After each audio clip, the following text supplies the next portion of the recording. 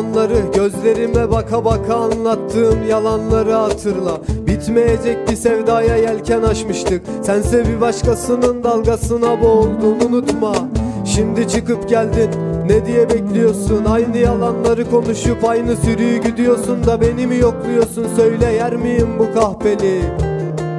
Şimdi nasıl, böyle iyi mi? Geldiğin gibi git, burada alışmışım yokluğuna, çok seviyorum.